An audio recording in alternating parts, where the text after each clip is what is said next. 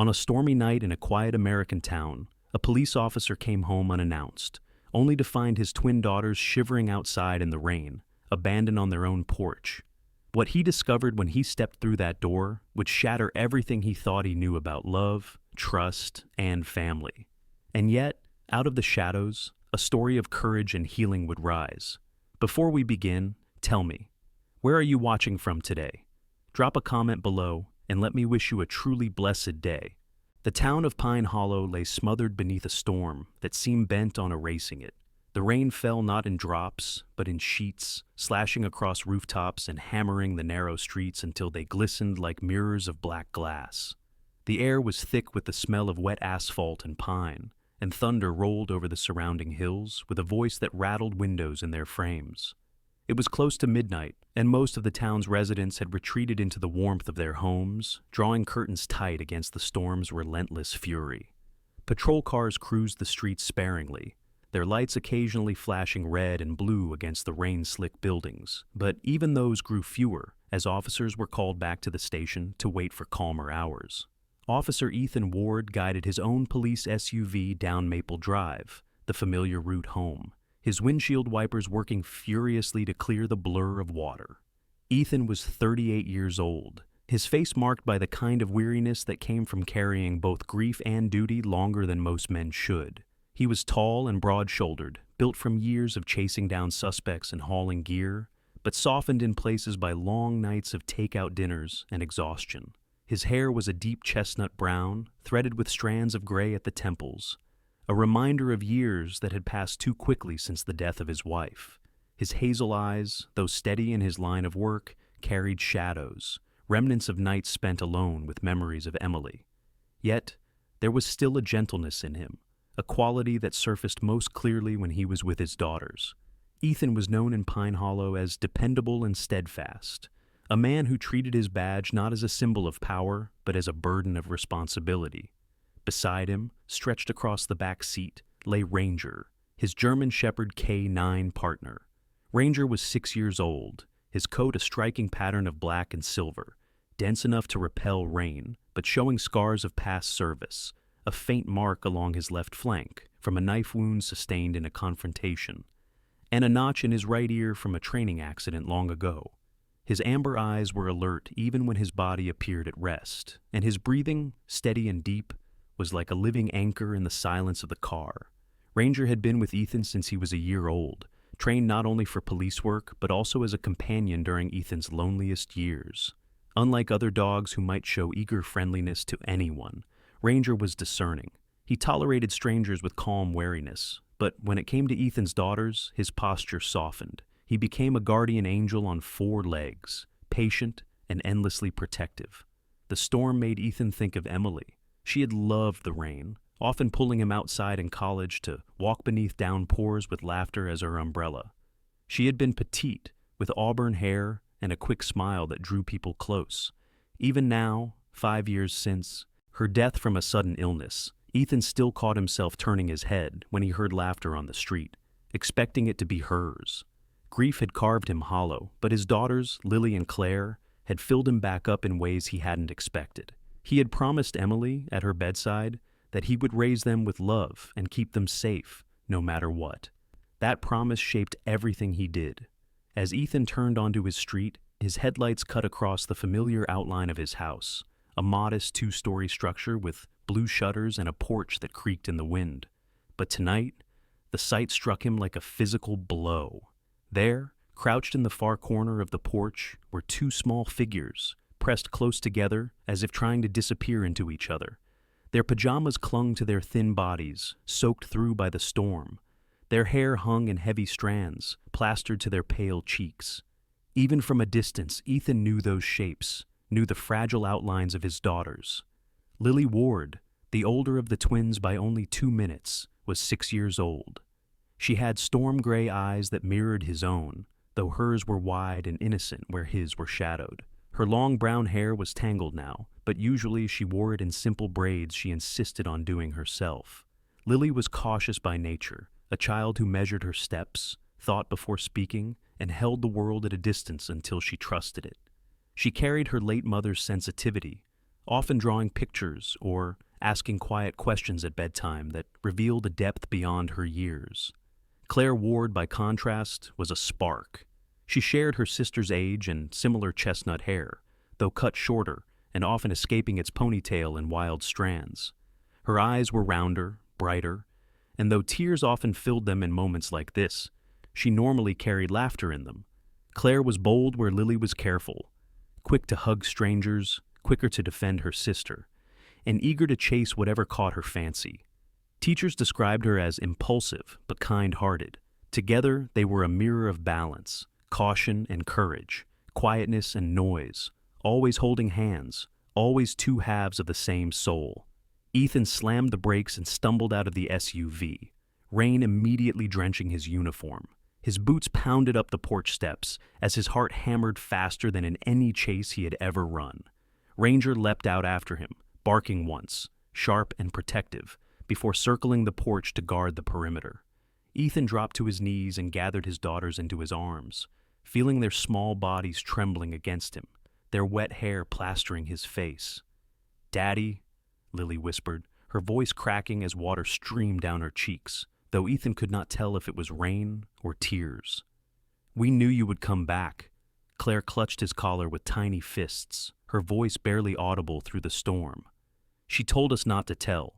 Ethan's chest constricted, and the fury that rose within him was unlike anything he had ever felt. Every instinct screamed to demand answers, to storm into the house and confront whatever lay behind that door. But as the thunder cracked overhead, he tightened his grip on the twins, steadying their trembling with the warmth of his body. He kissed the tops of their wet heads, his voice breaking as he whispered, "You're safe now. I've got you." Across the street, behind lace curtains, an elderly woman watched. Mrs. Margaret Dorsey, 82 years old, was a widow who had lived in Pine Hollow all her life. Her back was bent by arthritis, her white hair tied into a bun, and her pale blue eyes magnified by round glasses. She had seen the girls sitting outside earlier, but had hesitated, thinking their stepmother surely had a reason. Margaret had always been cautious, her life shaped by the tragedy of losing her only son decades earlier in a factory accident, a loss that made her fearful of interfering in others' affairs. Now, as she watched Ethan cradle his daughters, guilt gnawed at her chest. She pulled her shawl tighter and wept silently, knowing her silence had left 2 children in the storm. Ethan looked past his daughters toward the house. The porch light flickered against the rain, and a strange car sat in the driveway. A dark sedan he didn't recognize. Upstairs, through a dimly glowing window, a shadow shifted. His grip on the girls tightened as a chill not from the storm, but from dread crept into his bones. He knew then, with the certainty of a man who had seen too much betrayal in the world, that whatever waited inside was going to shatter the fragile illusion he had been clinging to. For the moment, though, he said nothing. His daughters clung to him, and Ranger pressed close, his thick fur brushing Ethan's soaked arm, his eyes sharp and unyielding. The storm roared around them, but in that circle of embrace, there was a fragile strength, the beginning of a reckoning. Ethan took a deep breath, his mind turning to steel. He knew that, as soon as he pushed that door open, life would never again be what it was. The storm had not let up when Ethan carried Lily and Claire inside, though he avoided the front door. Instead, he guided them around to the garage entrance, preferring not to risk whatever or whoever might be waiting behind the porch door. Ranger padded closely at their heels, his thick coat dripping rain, ears flicking back toward every crack of thunder. The girls clung to Ethan's sides, their faces buried in his soaked uniform, refusing to release him even as he guided them to the warmth of the SUV's emergency blanket. He could see their lips quivering, not only from cold, but from the weight of something they had been holding inside far too long. Ethan tucked the blanket tighter and whispered promises he wasn't sure he could keep. "I'm here now. I won't let anyone hurt you again." Once he had settled them in the back of the vehicle with Ranger pressed against their legs, Ethan's thoughts drifted unbidden to the past, to Emily, the woman who had once been the heart of this house. He could almost hear her voice in the storm, like the echo of laughter carried on wind. Emily had been his college sweetheart, the girl with auburn hair and a light in her eyes that made everyone feel seen. She had studied nursing, a career born from compassion and long nights tending to sick relatives as a child. Emily was known for being the kind of woman who would stop in the middle of a busy street to help someone pick up spilled groceries, or who would remember the names of her neighbors' dogs and greet them as warmly as the people themselves. When she fell ill unexpectedly, her sudden decline had stunned the entire town. Ethan remembered those hospital nights, his hand clasping hers while monitors beeped a rhythm that mocked his heartbeat. She had asked him, with the last of her strength, to protect their daughters. He had sworn to her he would. Emily's absence had left an echo that nothing could fill. Ethan had tried. He had built his schedule around the twins, balancing patrol shifts with school pickups, bedtime stories, and Sunday pancakes that never quite turned out right. For years, it was only them, the 3 Ward family members and Ranger, who had been given to Ethan as a pup by a fellow officer after Emily's funeral. Ranger had been restless then, eager to work, but Ethan discovered quickly that the shepherd had an uncanny instinct for sensing the girl's moods. When Claire cried, Ranger would rest his muzzle on her knee until she giggled again. When Lily trembled with nightmares, Ranger curled at the foot of her bed until dawn. Ethan often wondered if Emily had somehow whispered her love into the dog before leaving the world. But loneliness is a patient enemy. When Ethan met Sabrina Hale, it felt at first like divine timing. Sabrina had been introduced by a mutual acquaintance at a charity event for the Pine Hollow Community Hospital. She had arrived in a fitted navy dress, her blonde hair falling in polished waves, her sharp blue eyes softened by what seemed like warmth. Sabrina stood tall, her slender figure carrying the elegance of someone accustomed to attention. She spoke with poise, each sentence measured, revealing a background in event planning for a regional firm that hosted fundraisers and galas. People described her as charming, magnetic, a woman who lit up any gathering. Yet behind that allure lay a childhood of instability. Her parents' bitter divorce and a succession of stepfathers had left her with a fear of obscurity, a hunger to be admired. She concealed it well beneath her sophistication, but it was part of what shaped her ambition and sharpness. When Sabrina entered Ethan's life, she did so gently. She brought small gifts for the twins, hair ribbons and storybooks wrapped in tissue. She would sit with them on the living room rug, braiding their hair while humming lullabies. At first, Ethan felt his heart unclench for the first time in years. His colleagues at the precinct noticed the difference. His partner, Luis Morales, a 41-year-old detective with a barrel chest and salt and pepper stubble, teased him about finally smiling again. Luis was seasoned, his deep brown eyes always scanning a room, even in casual conversation. Born to immigrant parents, he had learned early to distrust appearances, a lesson that hardened during years of undercover work. "Careful, Hermano," he told Ethan over beers one evening. "Some smiles hide teeth." Ethan laughed it off, though the words stuck faintly in his memory. The town, too, admired the new couple. Sabrina was the woman who baked elaborate cakes for school events, who complimented neighbors on their gardens, who always seemed to remember birthdays. To Pine Hollow, she was the answer to Ethan's sorrow. But there were slivers of moments that hinted otherwise. A flicker of irritation in her eyes when the girls brought up Emily, their late mother. A tightened jaw when Claire interrupted a conversation with her bright questions. A hushed, "Don't bother your father with that," whispered when Ethan's back was turned. For a time, Ethan convinced himself it was simply the difficulty of blending a family. He remembered his own awkward childhood after his father's death, how his mother's remarriage had introduced tensions that took years to soften. He told himself Sabrina was learning. But Ranger noticed. The German shepherd, normally calm, often rose to his feet when Sabrina's tone sharpened, positioning himself between her and the children.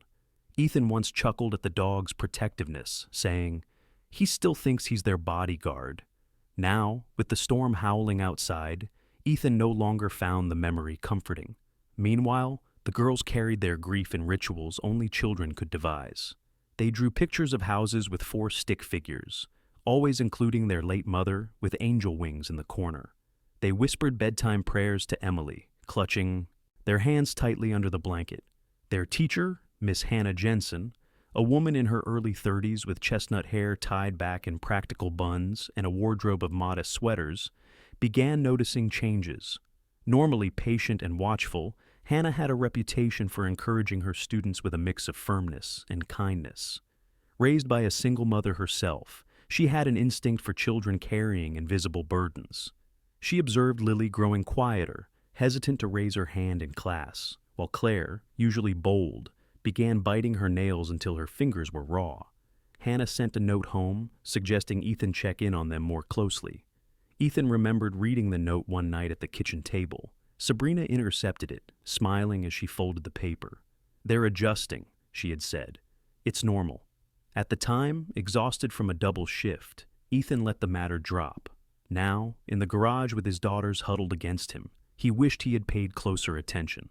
Lightning flashed across the street, illuminating Mrs. Dorsey's lace curtains. Ethan noticed her silhouette briefly, her small frame bowed in guilt. He thought of how many eyes had passed over his porch tonight, assuming everything was fine, and felt a surge of determination. He could no longer afford assumptions. The truth was pressing in from all sides, the storm outside, the shadows within his house, the weight of his daughter's whispered confession. As the girls shivered under the blanket, Ethan stroked their hair and whispered, "Your mom would be so proud of you both." Claire sniffled against his chest. Lily's wide eyes searched his, as though asking silently if that promise he once made to Emily still held. Ethan kissed her forehead. "I won't let you down," he said, and in his voice was not only a vow, but the trembling edge of a man who knew he had already failed once by not seeing sooner. Ranger shifted, his ears pricking, his gaze fixed on the front door of the house. A growl rumbled low in his throat, steady and unrelenting. Ethan followed the dog's gaze. Upstairs, a shadow moved again behind the curtain. The rain roared louder, as though the storm itself were urging him forward.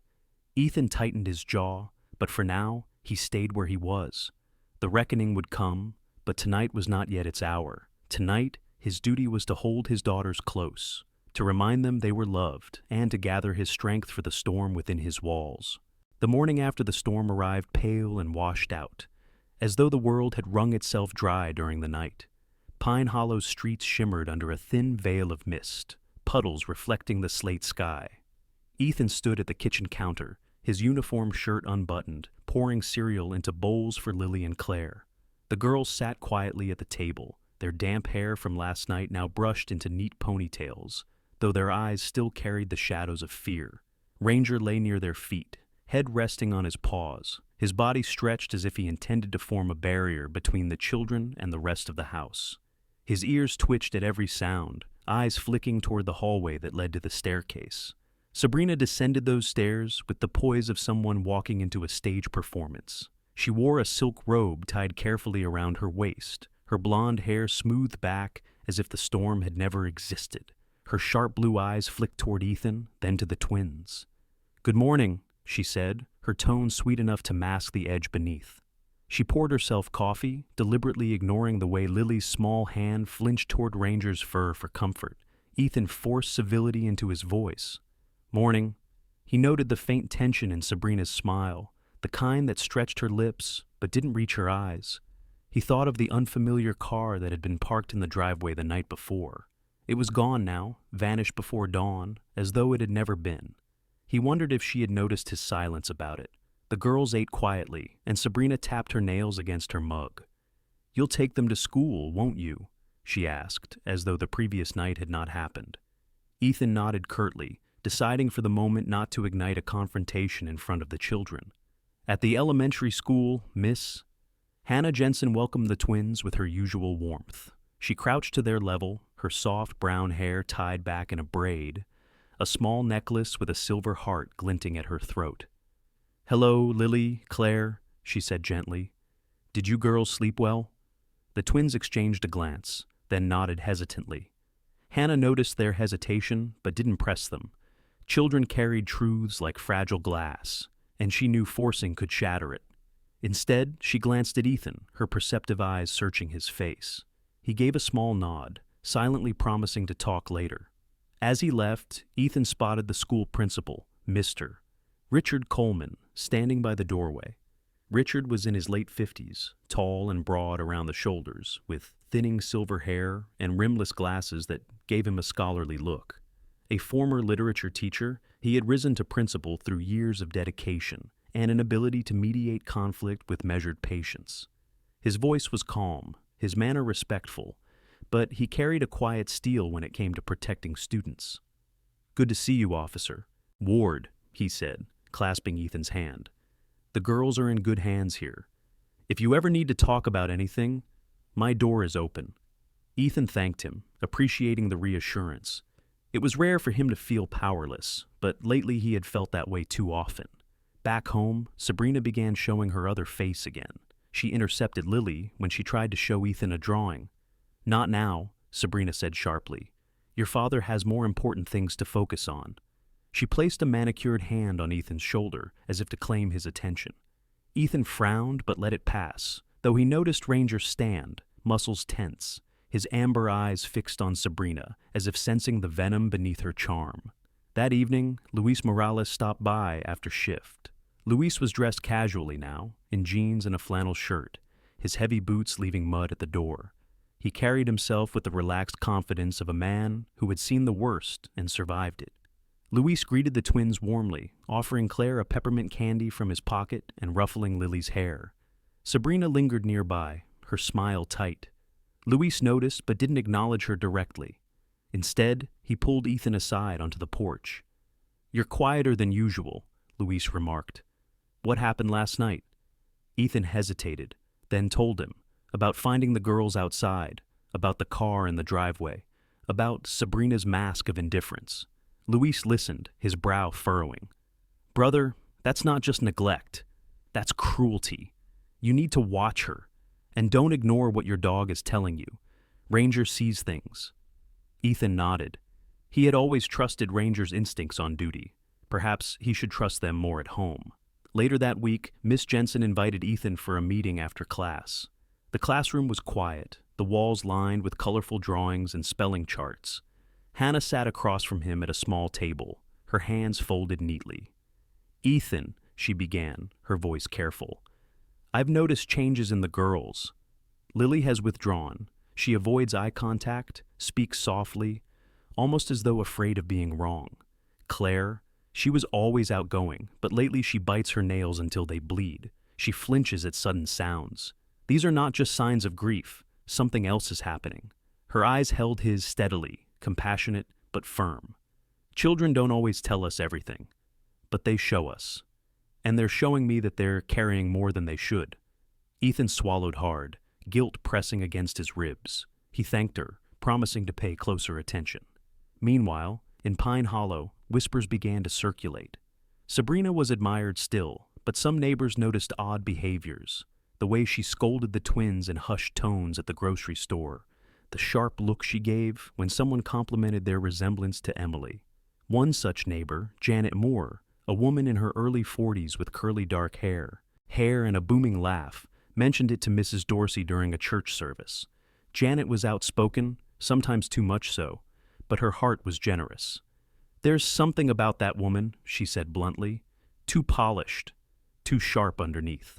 Mark my words, Margaret." Mrs. Dorsey, still weighed by guilt over the stormy night, simply nodded, her eyes troubled. At home, the cracks widened. Sabrina began to insist the twins sit apart at dinner, claiming they needed independence. When Claire spilled water, Sabrina clicked her tongue and sighed exaggeratedly. "Again? Can't you do anything right?" Ethan bristled but forced himself to stay calm. He knew confrontation too soon might backfire. Instead, he began quietly observing, taking mental notes, piecing together the pattern he had ignored. One night, as he tucked the girls into bed, Lily clutched his sleeve. "Daddy," she whispered, "why doesn't she like us?" Ethan's heart clenched. He stroked her hair, promising again, "You are loved." Always Ranger leapt onto the foot of the bed, curling beside them, a silent sentinel. The twins buried their faces in his fur, finding comfort in his steady presence. Outside, the rain had ceased, but Ethan knew the storm in his home was just beginning.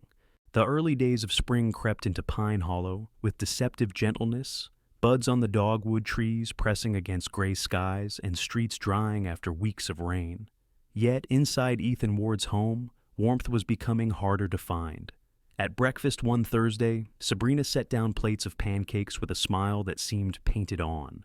She wore a crisp blouse tucked neatly into tailored slacks, her hair styled in precise waves.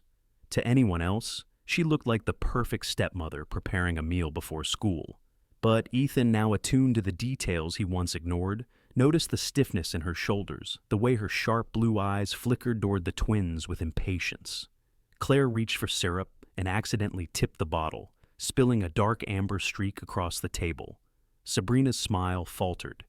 "Really, Claire," she said quietly, but with a sting that made the 6-year-old shrink back in her chair. Lily reached for a napkin to help, but Sabrina stopped her with a manicured hand. Let her clean up her own mess. Ethan's jaw tightened, though he said nothing. Ranger, lying nearby, lifted his head and fixed Sabrina with a long, steady stare. Later that day, while Ethan worked a patrol shift, Sabrina picked the twins up from school. Miss Jensen, ever watchful, walked them to the car. She noticed Sabrina's sharp tone when she hurried the girls into their seats.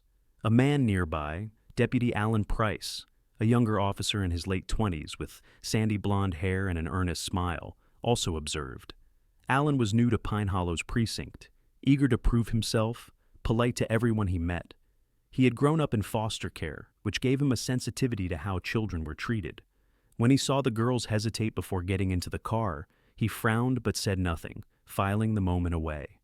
At home that evening, Ethan asked Lily to show him her school drawing. The girl pulled out a paper with 4 stick figures: herself, Claire, Ethan, and in the corner, a woman with wings.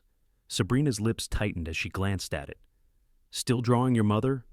Don't you think it's time to move on?" she muttered. Ethan heard it this time, his eyes flashing. He leaned towards Sabrina, his voice low and steady. "They'll never stop remembering her, and I won't let anyone tell them otherwise." Sabrina held his gaze with a cold defiance, then forced another brittle smile. The cracks grew bolder when Ethan wasn't home. Sabrina began insisting the girls complete chores beyond their years, scrubbing kitchen floors, folding laundry with precision.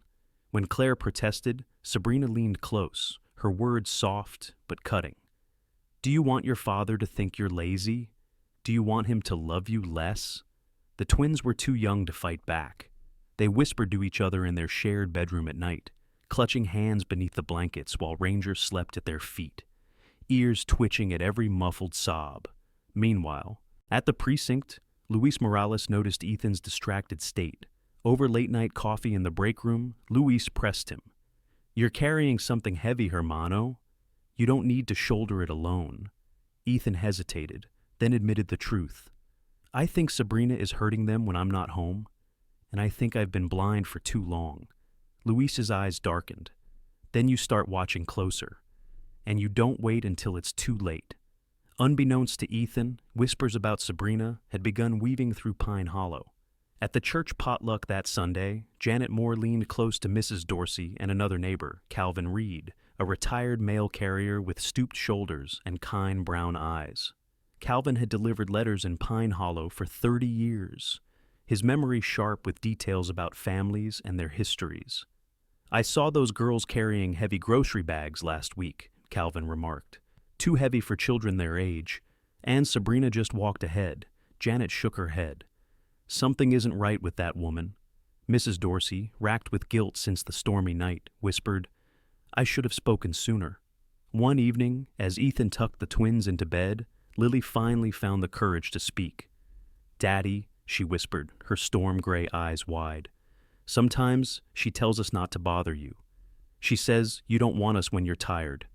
Ethan's chest constricted. He hugged her tightly, his voice trembling. "That's not true. Don't you ever believe that? You are the most important thing in my life," Claire added softly. "Ranger knows. He always comes when she yells." At that, Ranger lifted his head, ears pricking, and gave a low rumble of agreement. Ethan stroked the dog's fur, silently thanking him for being what he himself had failed to see soon enough. The next day, Ethan stopped by the school to speak with Miss Jensen. They met in her classroom after the children had gone home, the walls bright with construction paper flowers. Hannah Jensen sat across from him, her kind eyes serious. "They're withdrawing more each week," she said. "Claire won't read aloud anymore, though she used to love it.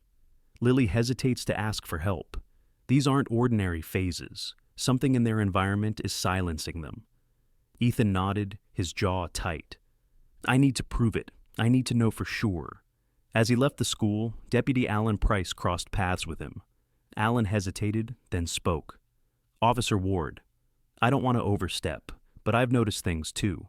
The way they shrink back around her, the way their smiles vanish when she speaks." Ethan studied the young man, noting the sincerity in his expression.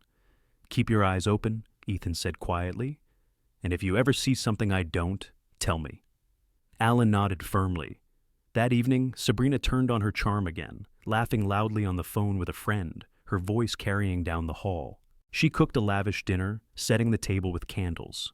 To outsiders, she would have seemed radiant, a woman devoted to family life.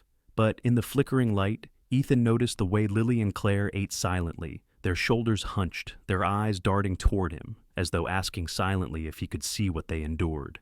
He did, and he vowed he would not ignore it any longer.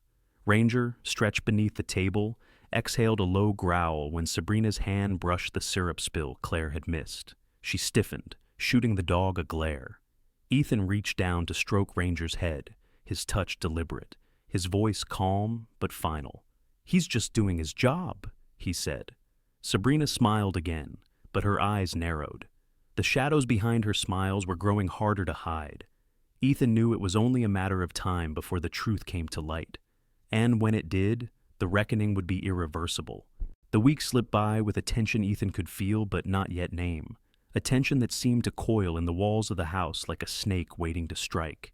The air outside Pine Hollow carried the scent of thawing earth, though clouds often crowded the sky, promising storms.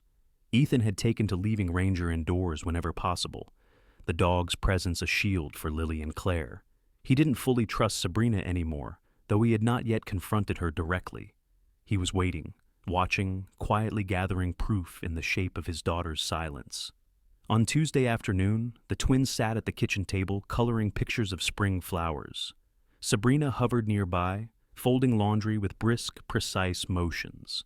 When Claire hummed softly under her breath, a tune their late mother had once sung, Sabrina slammed a drawer shut. "Enough of that noise," she said sharply. Lily's crayon froze on the page. Sabrina leaned down, her voice low but laced with venom. "Your father doesn't like whining, and humming counts." "Do you want to disappoint him again?" Both girls exchanged a fearful glance, their hands tightening around each other's.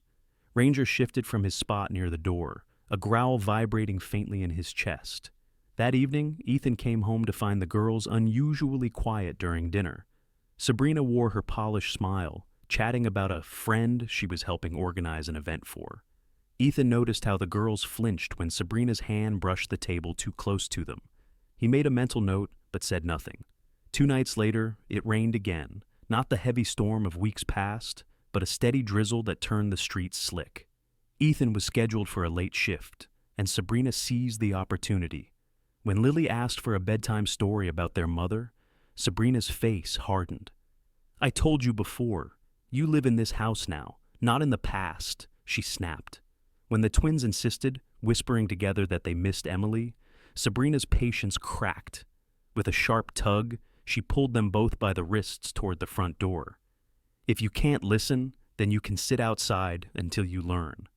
The drizzle soaked their pajamas within minutes, the chill cutting through their small frames. Sabrina shut the door with finality, her silk robe brushing against the wood as she turned back into the living room. She poured herself a glass of wine, humming as if nothing had happened. Inside, Ranger barked furiously, scratching at the door, but Sabrina snapped at him to quiet down. His claws raked the wood until splinters caught beneath his nails. On the porch, Lily and Claire huddled together, shivering. Their thin clothes clung to their skin, hair plastered to their faces. Lily whispered, "Hold my hand. We just have to wait." Claire clutched her tightly, trying not to cry, but tears slipped down anyway, mixing with rain. Across the street, Mrs. Dorsey once again saw everything from her window. The elderly widow pressed her hand against the glass, her pale face twisted with indecision. She had told herself after the storm weeks ago that she would never stay silent again, but fear rooted her in place. Memories of losing her son resurfaced. How she had spoken up too late then, how no one listened until tragedy struck. Her body trembled with guilt as she whispered, "Not again," but she could not force herself out into the rain. Meanwhile, Ethan was still on duty, patrolling the northern end of Pine Hollow, but fate intervened. His meeting at the county office was canceled unexpectedly. He felt relief at the chance to surprise the twins with an early return. Driving through the rain, his thoughts softened, imagining reading them a story before bed, maybe even pancakes for breakfast if they begged. Ranger, restless in the back seat, seemed to sense something. He whined, pawing at the seat as the SUV turned onto Maple Drive. The headlights cut across Ethan's house and froze his heart. On the porch, curled in the corner, were two small figures.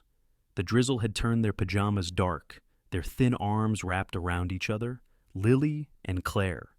Ethan slammed the brakes, the SUV skidding slightly on wet pavement. He was out of the car in seconds, rain seeping through his uniform as he sprinted to the porch. Ranger bounded out behind him, barking furiously, circling the girls. Ethan dropped to his knees, pulling his daughters into his arms. Their tiny bodies shook against him, their lips tinged blue from cold. "Daddy," Lily whispered, her voice cracking. "She said we had to stay out here." Claire clung to his collar with all her strength. Ethan wrapped them in the emergency blanket he grabbed from the SUV, his fury rising like fire beneath the storm's chill.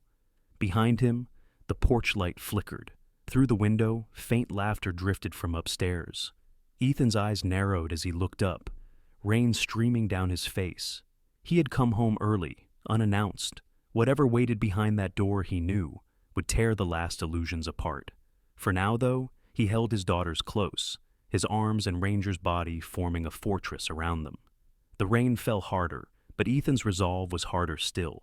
Rain pounded harder against the shingles as Ethan wrapped the emergency blanket tighter around Lily and Claire. Their trembling had lessened only slightly, their eyes still wide with a mixture of fear and relief.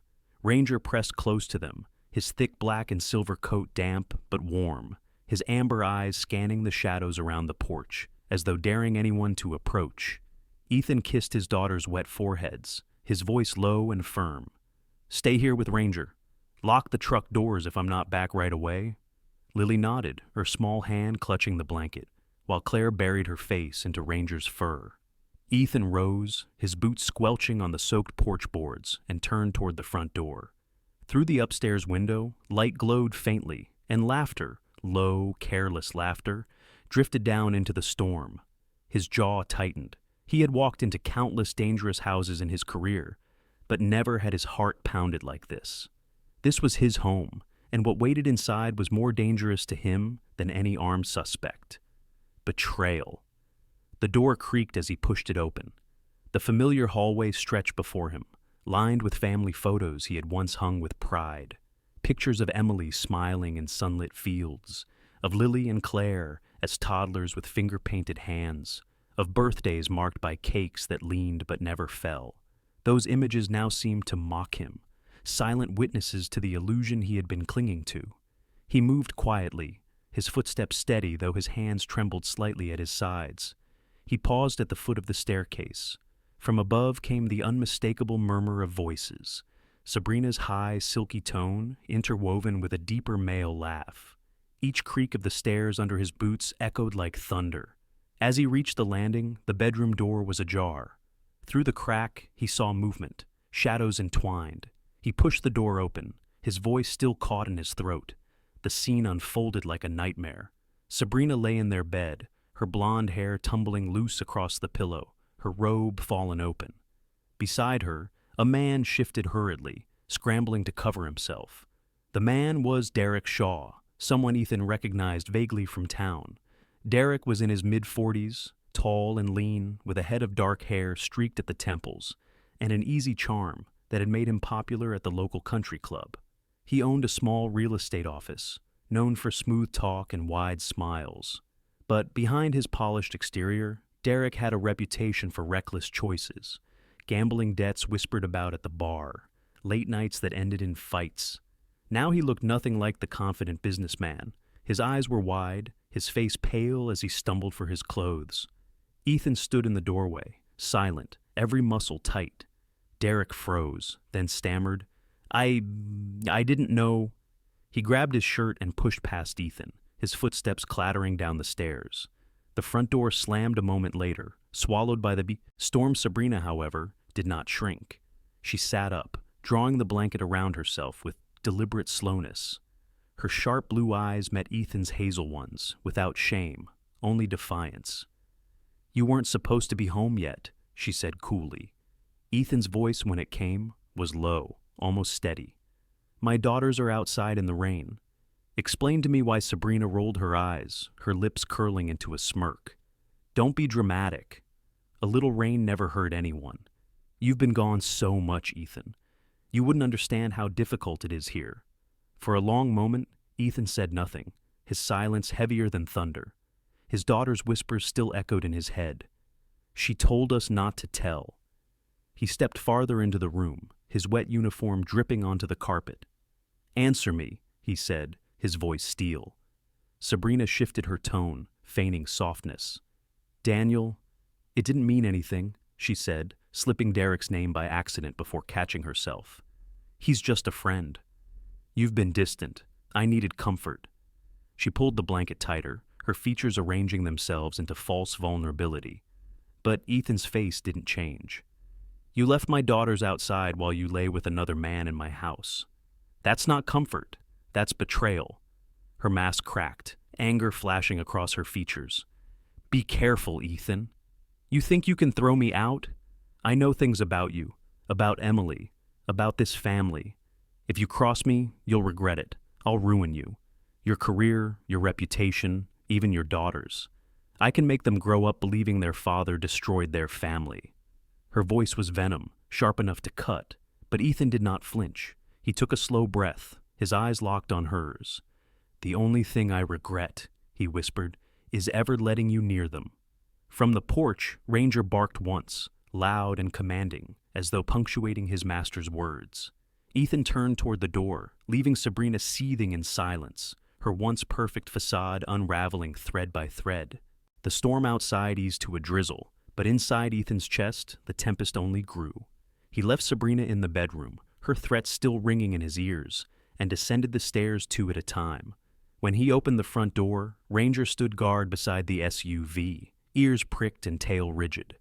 Lily and Claire were huddled under the emergency blanket in the back seat, their small faces peeking out when they saw him. Relief washed over their eyes, but it was mixed with a fear that told Ethan there was more to know. He slid into the back beside them, pulling the blanket closer around their shoulders. Ranger leapt into the vehicle, positioning himself across their laps, a living barrier of fur and loyalty. Ethan brushed damp strands of hair from Lily's forehead. "You're safe," he said softly, "but I need you to tell me the truth. Everything." At first the girls hesitated. They looked at each other, their fingers entwined tightly. Then Lily whispered, her storm-gray eyes glistening. She doesn't like when we talk about Mommy. She says you don't want to hear it, that you're too tired." Claire nodded quickly, her lips trembling. "And when we try to show you things, she stops us. She says we bother you." Ethan's throat tightened. "What else?" The words poured out like water breaching a dam. Lily spoke of whispered mockery when she stumbled over reading homeworks. Claire recalled being forced to carry laundry baskets heavier than she was. They described nights when Sabrina locked them out on the porch for not listening, how she mocked their prayers to their late mother, how she threatened that, if they ever told their father, something terrible would happen to him. Their voices shook, but as they spoke, they grew steadier, as though finally free of a terrible weight. Ethan listened in silence, tears burning his eyes, his fists clenched against his knees. He realized how blind he had been, how easily Sabrina's mask had fooled him. Ranger pressed his head into Claire's lap, a low rumble vibrating in his throat as though echoing Ethan's fury. The following morning, Ethan made arrangements quickly. He called his precinct, requesting a personal day, and drove the twins to his mother-in-law's house on the edge of Pine Hollow. Marjorie Collins, Emily's mother, was in her late 60s, her once dark hair now silver and swept into a bun. She carried herself with quiet dignity, though her face bore the lines of grief that never fully faded after losing her daughter. A retired librarian, Marjorie was gentle with the children but firm in her beliefs, her soft green eyes always seeming to see through pretense. When Ethan appeared at her door with Lily and Claire wrapped in blankets, Marjorie understood without needing details. She drew the girls into her arms, whispering, "You're safe here."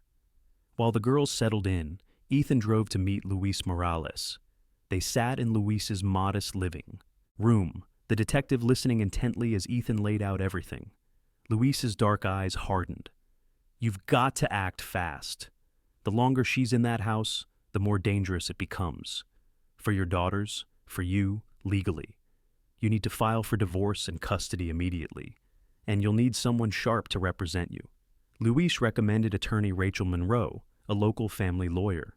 Rachel was in her early 40s, with curly auburn hair cropped to her shoulders and glasses perched on her nose. She had built a reputation as both compassionate and formidable, kind to children, ruthless against abusers in court. She had once been a victim of domestic manipulation herself, a marriage that ended badly, and she had dedicated her career to protecting families from similar harm. When Ethan met her in her office the next day, Rachel listened carefully, jotting notes with a fountain pen. Her office was lined with shelves of law books and children's drawings from grateful clients. She adjusted her glasses, her hazel eyes sharp behind them. "You're not the first father who trusted the wrong person," she said gently. "But you're doing the right thing now. We'll file immediately. And with your daughters willing to testify, plus supporting witnesses, she won't be able to hide behind charm for long." Ethan exhaled slowly, the first glimmer of relief breaking through his fury. Ranger lay at his feet, calm but alert, as if understanding that the fight ahead was no longer one of fists, but of truth. That evening, Ethan sat with Lily and Claire at Marjorie's kitchen table. The smell of fresh bread filled the air, and the warmth of the stove chased away memories of cold rain. He asked them gently if they were ready to speak about what had happened in front of others. Lily hesitated but nodded bravely. "We want people to know," she said. Claire leaned against Ranger, who licked her cheek with patient reassurance. "We don't want to go back," she whispered. Marjorie set mugs of cocoa in front of them, her hands trembling slightly. She looked at Ethan with eyes both proud and pained. "Emily would be grateful," she said. "You're protecting them, just as you promised her." That night, Ethan lay awake on Marjorie's couch, Ranger stretched at his side. The rain had stopped outside, replaced by the soft hum of crickets. He thought of Sabrina's threats, her defiance in the bedroom, her smirk as she spoke of ruining him. He knew the battle ahead would be brutal, but as he listened to the even breathing of his daughters upstairs, he felt a strength greater than fury. He would fight not out of anger, but out of love, and he would not lose.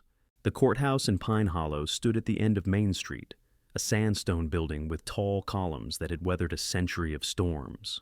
On the morning of the custody hearing, the square outside was crowded with townsfolk whispering in tight circles. Word of the Ward family's turmoil had spread quickly, not only because Ethan was a respected officer, but because Sabrina had been so admired or envied for her polished charm. Now, people gathered to see the truth revealed. Inside, the courtroom smelled faintly of polished wood and old paper. The judge, Harold Whitaker, presided from the bench, a man in his early 60s with a broad chest, thinning gray hair, and a reputation for stern fairness. Known for quoting literature in his rulings, Whitaker had built a career on dismantling lies with patience and precision.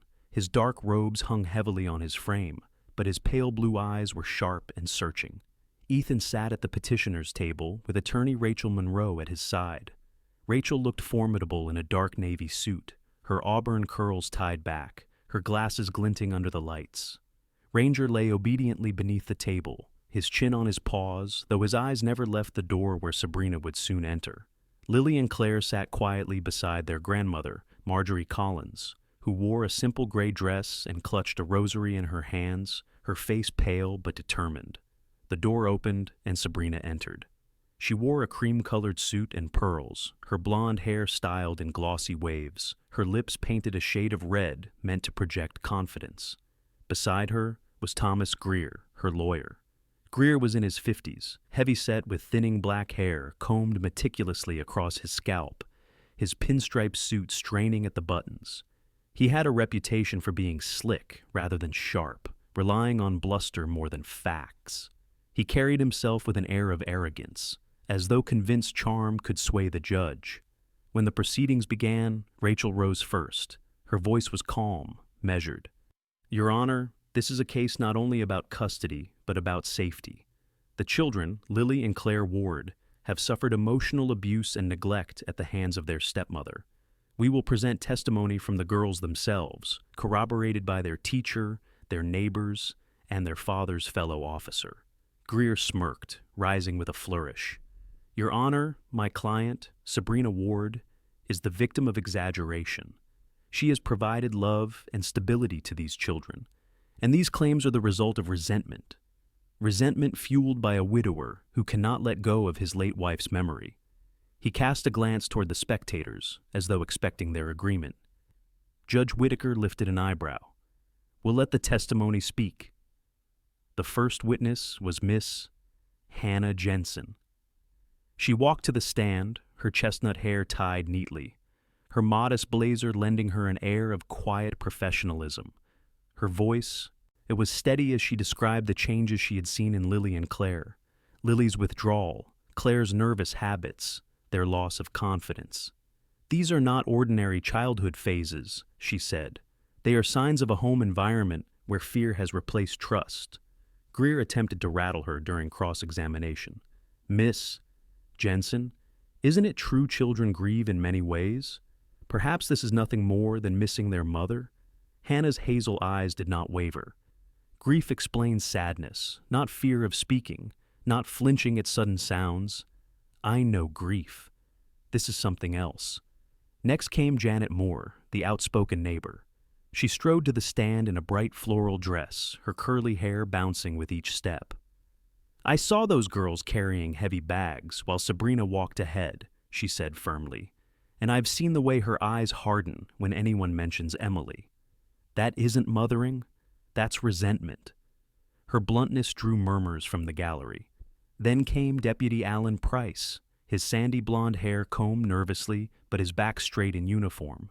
His voice carried conviction as he testified to the small but telling moments he had witnessed. The twins shrinking when Sabrina spoke, the way Ranger growled when she was near. "I grew up in foster care," Alan added, his tone softening.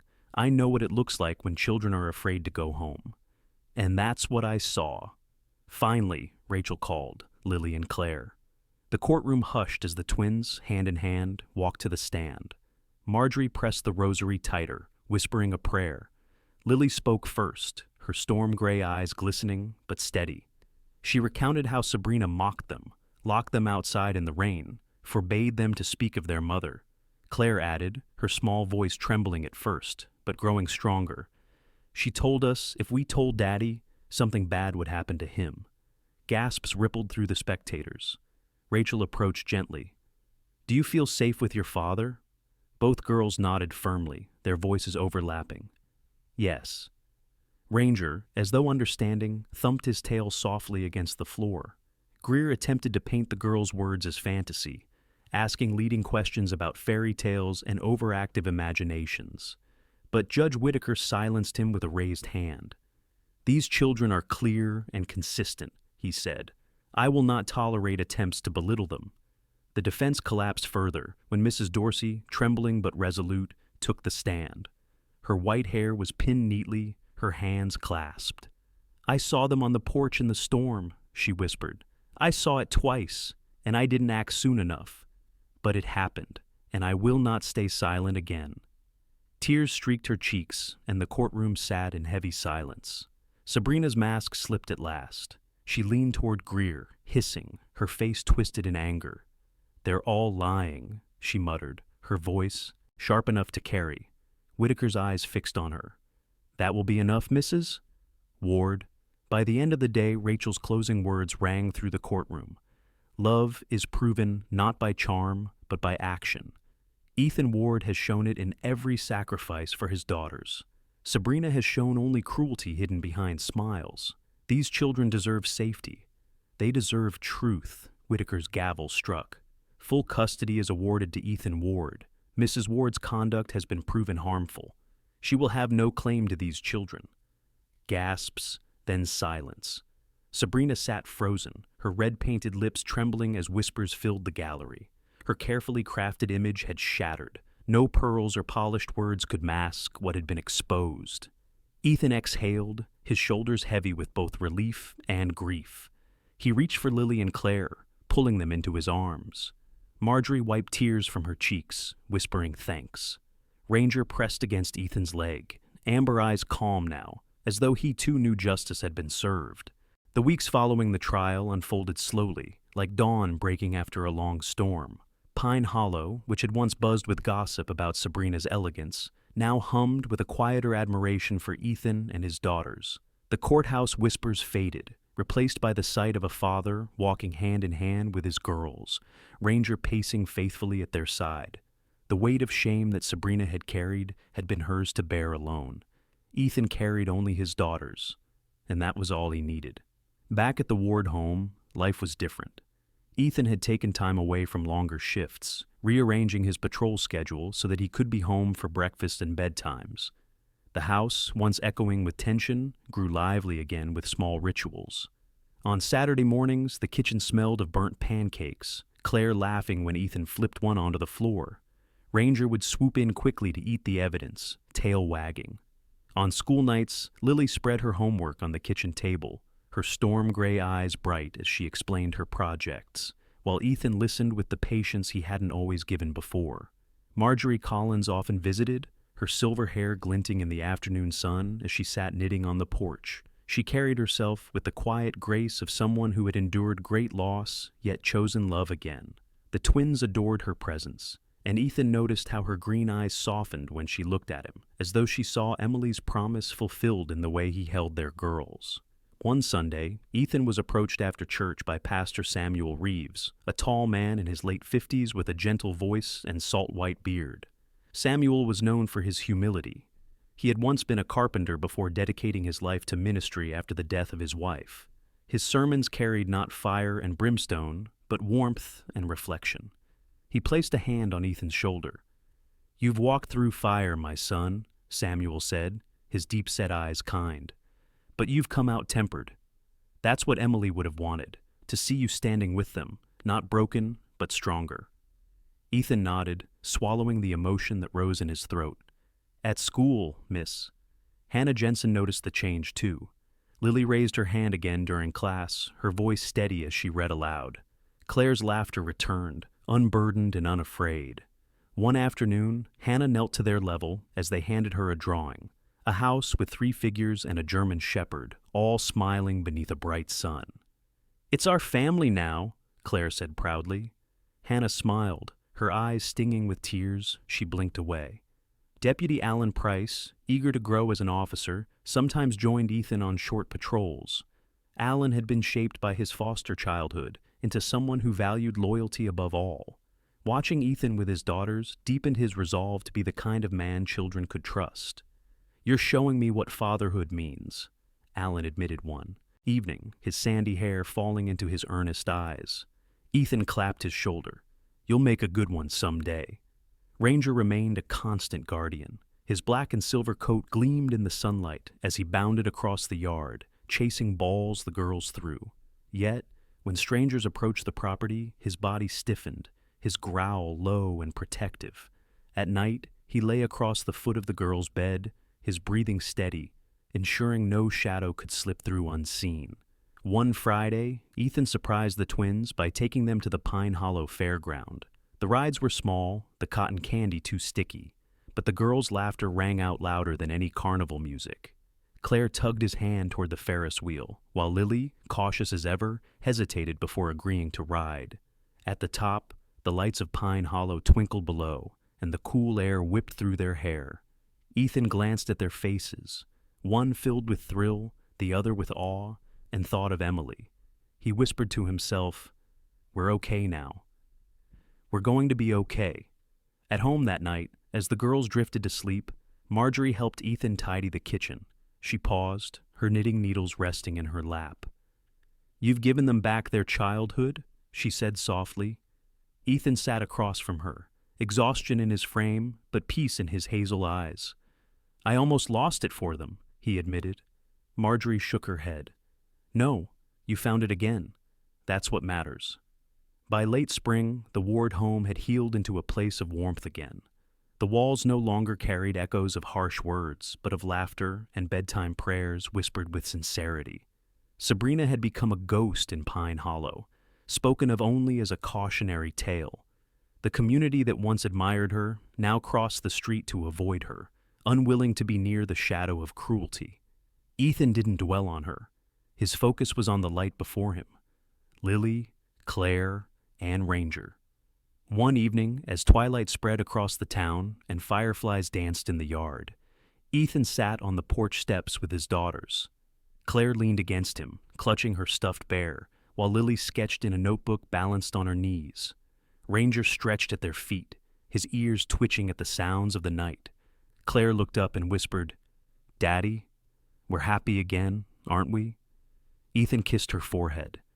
"Yes, sweetheart, we are." Lily glanced up from her drawing, storm-gray eyes calm at last. "Mommy would be proud." Ethan wrapped his arms around them both, the cool night air carrying the scent of pine. He looked out at the quiet street, his heart steady. Love had been tested, trust had been broken. But in the end, dignity and devotion had endured. Their family was smaller than it once was, but stronger, bound not by perfection, but by survival and love. And as Ranger lifted his head toward the stars, Ethan thought that maybe, just maybe, Emily was watching, smiling at the family that had found light again after shadows. In the end, this story reminds us of something greater than heartbreak and betrayal. It is a testament that the love of a parent, guided by the hand of God, can overcome even the darkest trials. Just like Ethan and his daughters found healing, we too can discover the quiet miracles of God's grace in our everyday lives, in the laughter of children, in the loyalty of a faithful companion, and in the strength to choose love over bitterness. If you believe that God still works miracles today, share this story with someone who needs hope.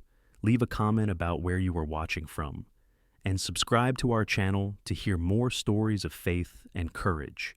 And if you carry this truth in your heart, type Amen in the comments below.